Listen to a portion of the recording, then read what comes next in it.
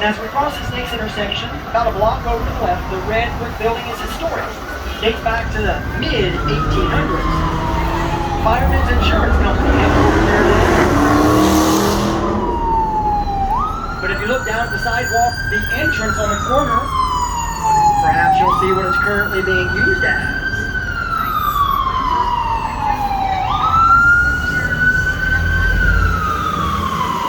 Did you find it? Starbucks. And would you believe that's the only Starbucks in Washington, D.C.? Do not believe me, I made that up. Before the pandemic, about 90 Starbucks throughout the city. To our right, that's where the Federal Trade Commission have their offices. Among their responsibilities, protect consumers from fraudulent business practices. Directly on our right, good timing here. That's a symbolic statue. It's meant to show labor holding down runaway trade. If you look closely, you might see the resemblance. I was the model for that statue.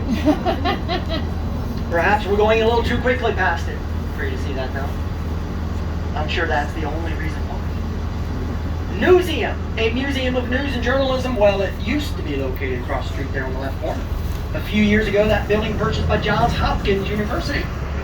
They're changing it into their needs, and there's no new home yet for Newseum. West building of the National Gallery of Art, off to the right. More about that in a second. Look at the fountain around the dark portions of the base. Signs of the Zodiac. That's the Zodiac fountain, also in honor of Andrew Mellon. Canadian embassy next on our left.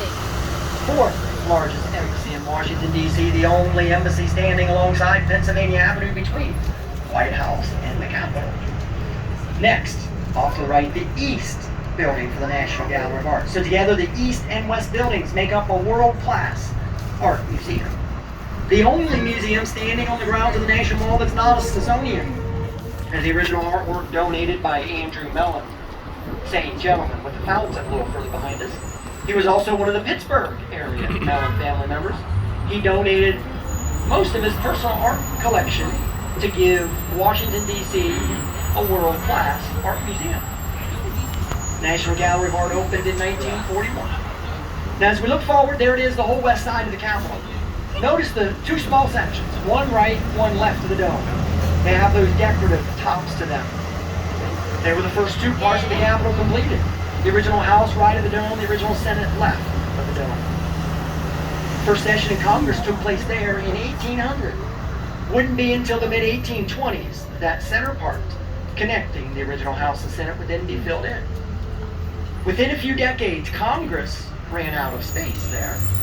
By the mid-1850s, an expansion was needed for the Capitol. They added on that outermost section left from the dome. That's the current Senate chambers. Section furthest right of the dome, the original, or the current House of Representatives chamber.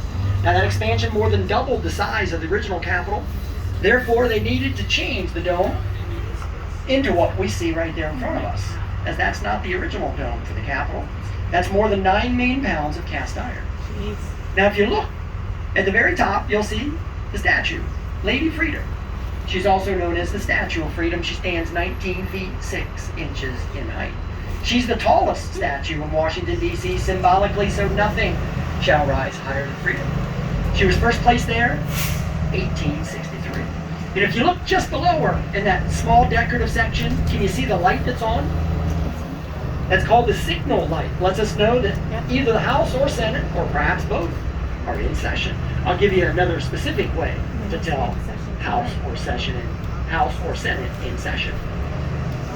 Now normally, off to the right, there would be a pool of water in that space. That's the Capitol reflecting pool, but as you can see, they've drained it. They've got to do that periodically over the year.